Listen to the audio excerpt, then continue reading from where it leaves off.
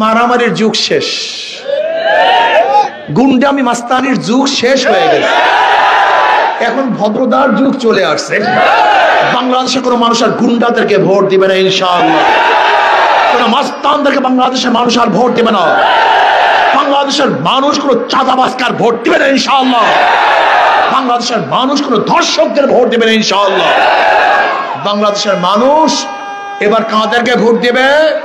যারা ইসলাম হুকুমত কায়েম করবে ইনশাআল্লাহ। ইসলামী আন্দোলন বাংলাদেশ নোয়াখালী জেলা শাখা কর্তৃক আয়োজিত আজকে গণসম্মেলনে সম্মানিত সভাপতি সেরেতাজ, সম্মানিত ওলামায়ে কেরাম, সর্বস্তরের ইসলাম প্রিয় দেশপ্রেমী ভাইয়েরা আমার, আল্লাহ পাকের শুকর যে মাওলাই কারীম আপনাকে আমাকে দামি এক সমাবেশে উপস্থিত হওয়ার তৌফিক দান করছেন। আমরা এখন কেন উপস্থিত হয়েছি? আমরা ইসলাম হুকুমত কায়েম করতে চাই। কিসের জন্য ভাই?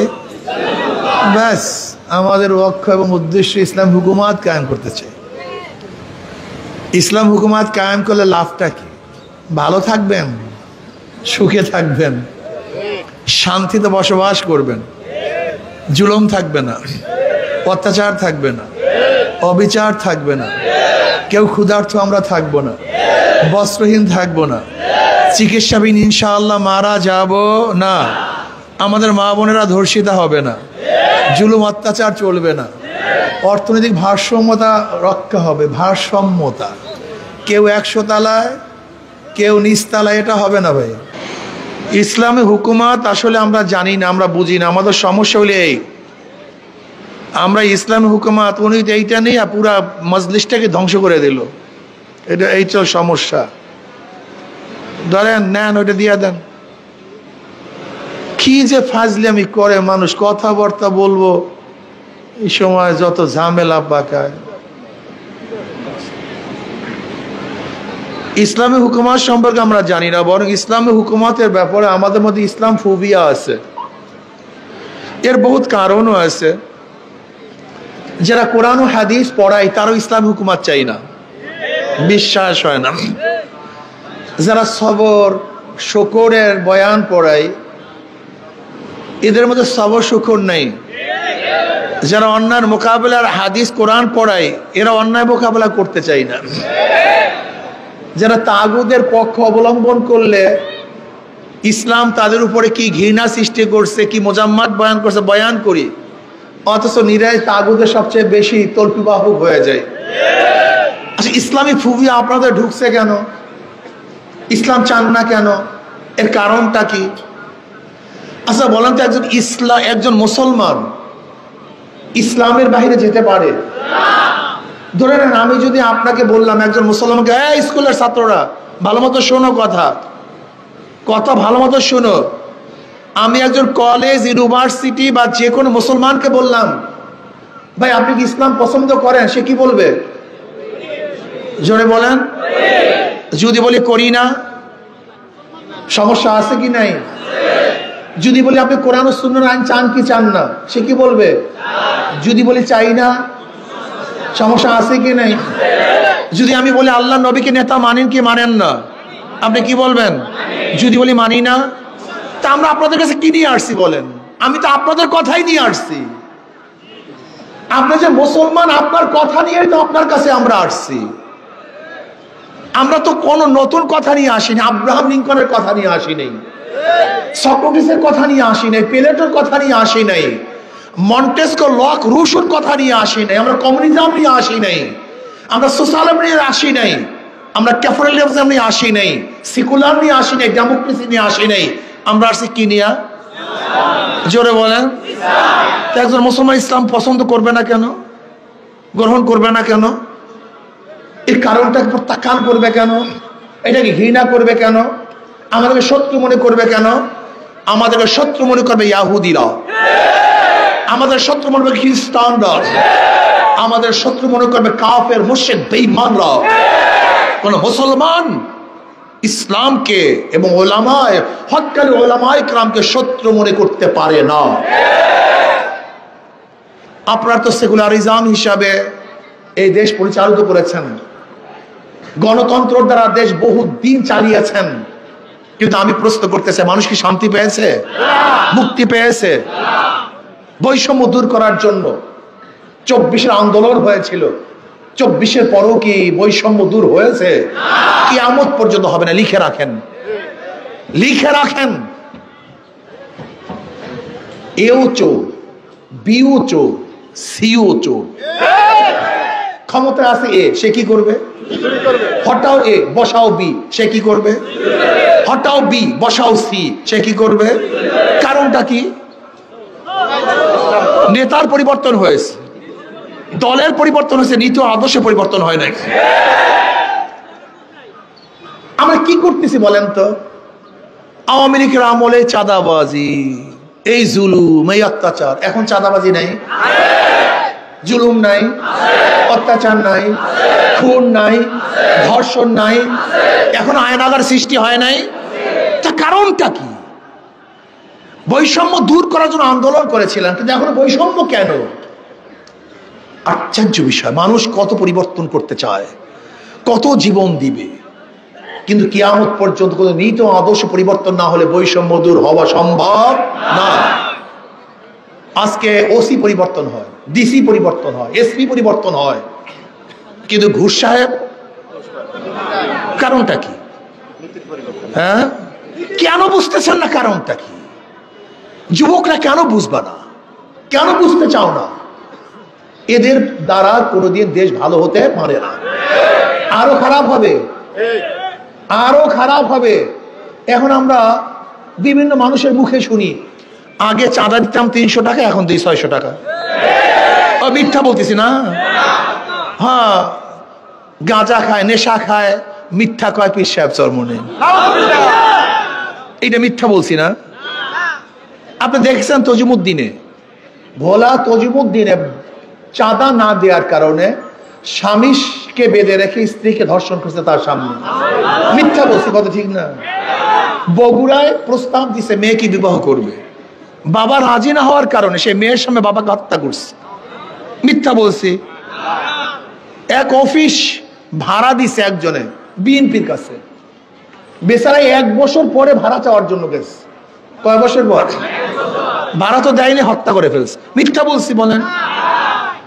মিথ্যা বলছি? সাংবাদিকদেরকে, এই তো গতকালকে দেখেন আমার দেশের সাংবাদিক বেচারা সংবাদ করার জন্য গেছিল, সংবাদ সংগ্রহ করার জন্য গেছে, ধৈরা একেবারে কায়দা রকমের সাংবাদিক দেখা দিচ্ছে। দেখেন নাই কতগুলো পত্রিকা? 3 পত্রিকা সাংবাদিকদেরকে অ্যাসাল্ট করা হয়েছে। এর কারণটা কি? আজকে চরমোনাইয়ের বিরুদ্ধে লাগছে তো লাগছে, আমাদেরকে ভণ্ড বলে, আমাদেরকে মিথ্যাবাদী বলে, নেশাখোর বলে। আপত্তি নেই, আপনারা বলুন, আরো বেশি কিছু বলুন, কোনো সমস্যা নেই। কিন্তু আপনারা কি করতেছেন বাংলাদেশকে? আপনারা বলছেন র্যাম্বো ন্যাশন করবো, র্যাম্বো ন্যাশন, রং ধর্ম জাতি, যেখানে সমস্ত আদর্শের সমস্ত মতের মানুষ একসাথে থাকবে। অথচ আপনাদের বিরুদ্ধে কেউ কথা বললেই আপনারা তাদের উপরে ক্ষিপ্ত হয়ে যান, মারা শুরু করেন। মারামারির যুগ শেষ,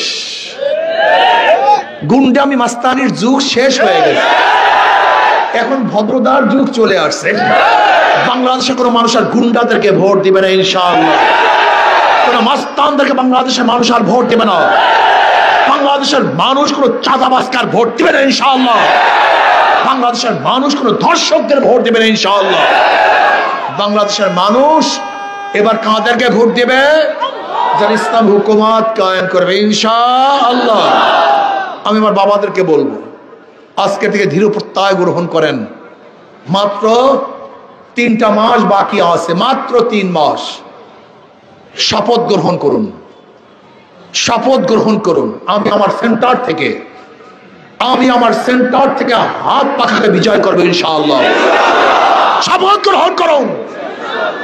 যদি আপনি একা শপথ গ্রহণ করুন, বাংলাদেশের কোন জায়গায় কি রেজাল্ট হবে আমি জানি না, কোন জায়গায় হাত পাকা ভোট পাবে কি পাবে না আমি জানি না, এটা আমার জানার বিষয় নয়। কিন্তু আমার সেন্টারে আমি ইসলামী হুকুমত কায়েম করার জন্য হাত পাকাকে বিজয় করবোই করবো ইনশাআল্লাহ। আজকে আপনি শপথ গ্রহণ করুন।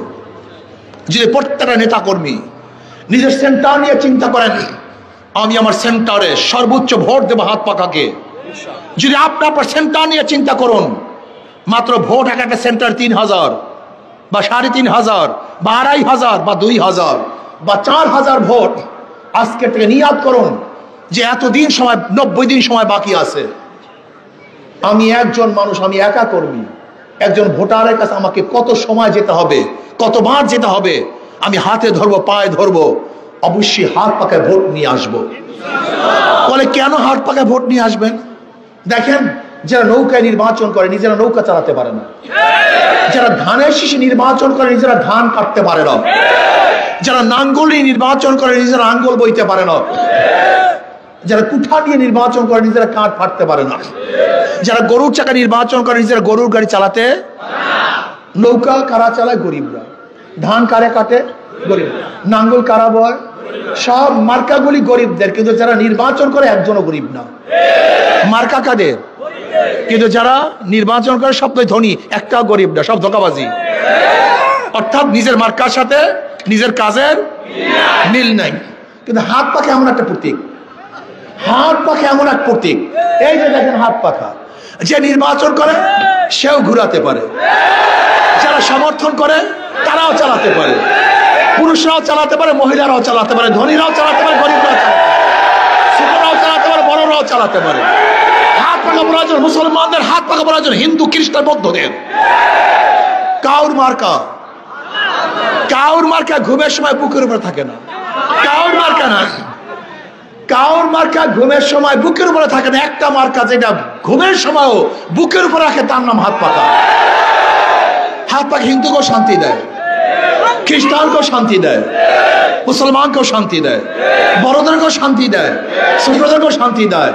তার মানে এটা হলো শান্তির প্রতীক। আমি বিশ্বাস করি হাত পাখা যদি বিজয় হয়, এই জাতি বিজয় হবে। হাত পাখা বিজয় হয়, দেশ বিজয় হবে ইনশাআল্লাহ। কারেন্ট ফেল করে, হাত পাখা ফেল করে না। কারেন্ট ফেল করে, হাত পাখা ফেল করে না। আজকে থেকে ইনশাআল্লাহ হাত পাখার সুবাতাস সব জায়গায় ছড়িয়ে দেওয়ার জন্য এখানে যারা আসছেন নেতা কর্মীরা, আমি অনুরোধ করব, মিথ্যাকেও হাত তুলবেন না। আজকে থেকে কে কে নিয়াত করতে পারেন, আমি আমার সেন্টারে, শুধু আমি আমার সেন্টারে গোটা বাংলাদেশে হাত পাখা একটা ভোট পাবে না, এটা আমার দেখার বিষয় নয়। কিন্তু আমি আমার সেন্টারে হাত পাখাকে ফার্স্ট বানাবো ইনশাআল্লাহ। কে কে রাজি আছেন? 2 হাত তোলেন। নারায়ে তাকবীর, নারায়ে তাকবীর। সব মার্কা দেখা শেষ, সব মার্কা দেখা শেষ। কোরআন সুন্নাহর আলো, কোরআন সুন্নাহর আলো। আমি অনুরোধ করব, সময় নেই, ভেদাভেদ ভুলে যান, সব চিন্তা ভাবনা বাদ, এখন থেকে হাত পাখার প্রচারে নেমে যা পড়ুন। সর্বোচ্চ সময় দেন, সর্বোচ্চ সময় দিতে হবে হাত পাখার পক্ষে। সময় নাই, বাতিলদের মোকাবেলা আমাদেরকে বিজয় অর্জন করতেই হবে ইনশাআল্লাহ। আমরা বিজয় অর্জন করবই করব। হিম্মত নেন, খুলুসিয়াতের সাথে নামেন ইনশাআল্লাহ। যদি আপনারা নামতে পারেন নামার মতো ইনশাআল্লাহ, ওয়াজাহিদু ফিল্লাহি হাক্কা জিহাদি, যুদ্ধ করতে হবে যুদ্ধ করার মতো, চেষ্টা করতে হবে চেষ্টা করার মতো ইনশাআল্লাহ। পিআর সিস্টেম নির্বাচন চাই। যদি পিআর সিস্টেম নির্বাচন তার সমস্ত ভোটগুলি কাজে লাগবে, তাহলে কি হবে? 40% ভোট পেয়ে 60% মানুষের উপর কর্তৃত্ব আর চলবে না। জাতীয় সরকার গঠন হবে, সমস্ত আদর্শের মানুষগুলি সংসদে থাকবে, রাস্তায় মারামারি কাটাকাটি হবে না, বক্তব্য আলোচনা সব সংসদে হবে। এই জন্য পিআর সিস্টেম নির্বাচন চাই, সন্ত্রাসমুক্ত দেশ চাই। আমি ইউনূস সরকারকে অনুরোধ করব, লেভেল প্লেইং ফিল্ড করুন। যদি লেভেল প্লেইং ফিল্ড আপনি করতে ব্যর্থ হন, তাহলে জাতি আপনাকে ক্ষমা করবে না। যদি আবার আপনি সুস্থ নিরপেক্ষ নির্বাচন দিতে ব্যর্থ হন, তাহলে জাতি কিন্তু দ্বিতীয়বার আপনাকে ক্ষমা করবে না। এর জন্য আমি বলবো, নিরপেক্ষ নির্বাচন চাই, লেভেল প্লেইং ফিল্ড চাই, গ্রহণযোগ্য নির্বাচন চাই। আপনাদের আলহামদুলিল্লাহ আমাদের নোয়াখালী সদর 4 থেকে ফিরোজ আলম সাহেব, কই নামগুলি কই রে ভাই? থাকেন আপনাদের নাম নিয়ে। আমাদের মাওলানা ফিরোজ আলম সাহেব ইনশাআল্লাহ নোয়াখালী 4 থেকে সদর থেকে, আমাদের নোয়াখালী 6 থেকে আমাদের নুর ইসলাম শরীফ সাহেব, নুর ইসলাম শরীফ সাহেব